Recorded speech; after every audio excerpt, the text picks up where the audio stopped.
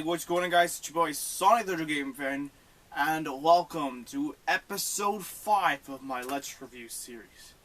On today's episode, I am going to review the third game of the Crash Bandicoot series, and that is Crash Bandicoot Warped. Thank you, Cortex. Crash Bandicoot Warped. This one should be a great one to review, so without further ado, let's begin. Crash Warped is the third installment of the Crash Bandicoot series, and yes, this was a step up from the previous two games, Crash 1 and Crash 2 Cortex Strikes Back. And when they programmed the Crash intro, the Crash Warped intro, I found that the Warped intro that Cortex was saying was actually emphasizing, where Cortex yells out Warped at the title. Unbelievable. Let's get started with the plot of the story. The story takes place after Crash Bandicoot 2, where Dr. Embryo is using all of the 42 collected gems to power up his giant laser to destroy Neo Cortex's Cortex Vortex for the betrayal of Cortex. It was realized that the Cortex Vortex is going down to Earth with chunks of debris from him. While Crash, Coco, Polar, and Aku Aku are chilling out on Insanity Island, the evil laugh rings through the air. Aku Aku feels shaken and commanded everyone to escape immediately inside. He reveals that the evil Uka Uka was freed from his prison, and that the evil has arrived.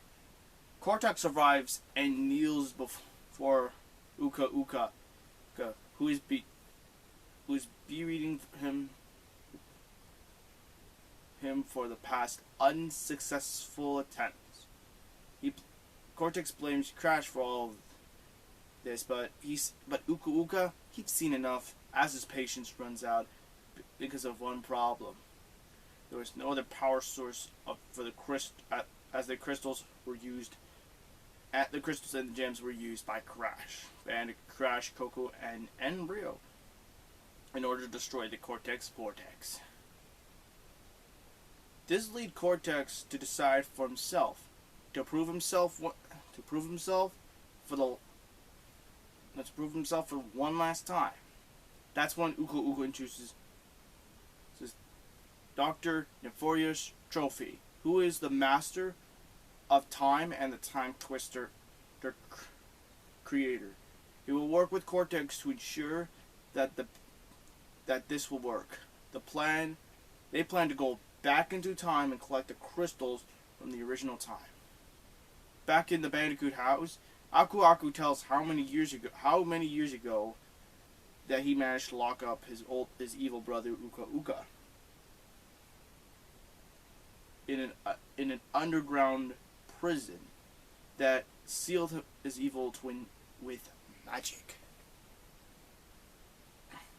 But now Uka Uka's free, and he's ready, and he needs to be stopped. So Crash, Coco, and Aku Aku team up and travel back in time to the Time Twister, where the adventure begins. After collecting all of the crystals and gems and defeating every enemy, Crash and Cortex all fight together, with Aku Aku on Crash's side and Uka Uka on Cortex's side in the Time Twister's core. And after Crash and Aku Aku defeats both Cortex and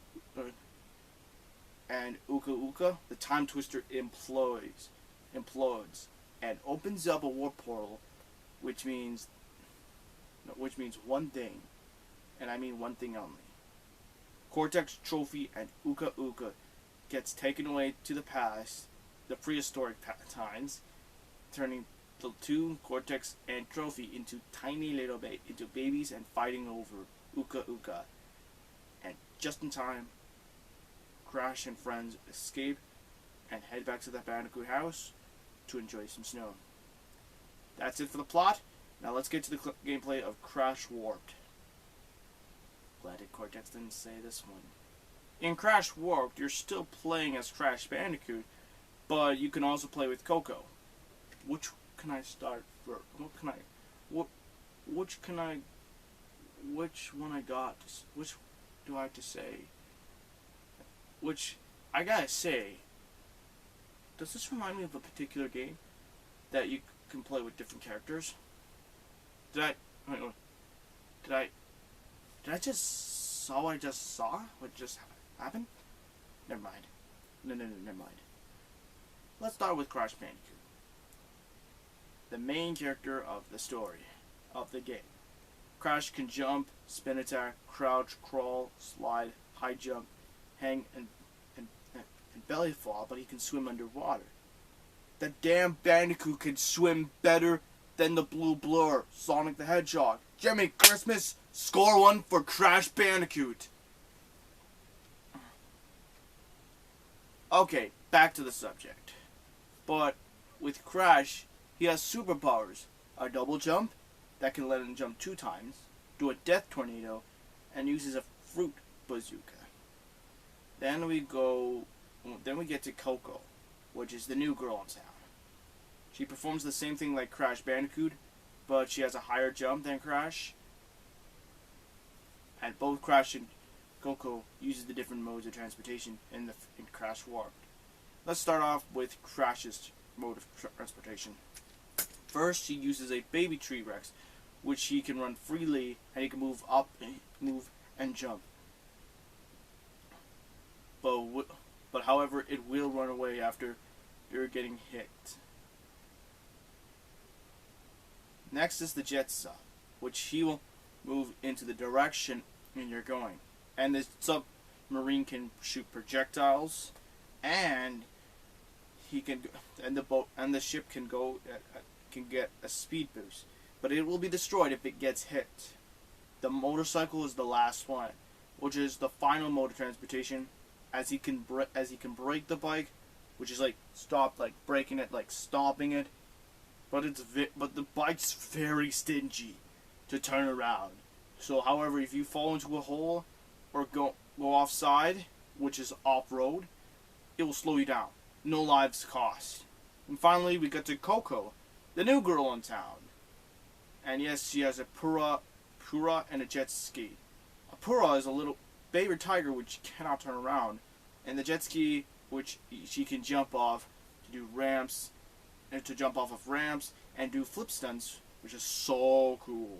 And for the first time, you can control the biplane. Both Crash and Cortex are now going into the danger zone. Crash has a blue biplane. Coco has a pink one. A pink biplane. Which, yes, the biplane can ascend, dive. A barrel roll! Thank you, Star Fox. Like what he said, slowing down, get a faster boost, and can shoot. You'll lose a life if the health bar goes down. And you know Crash Bandicoot, you can collect food, go to extra routes, etc. But however, both Crash and Coco will still die by going through bottomless pits, touching an enemy, and getting killed by both the infamous nitrous and explosives. And similar to Crash 2, Cortex Strikes Back, this game goes through each chamber, which, yes, of course, the ability to collect gems, medals, and that's probably it. But new to Crash Warped are the keys.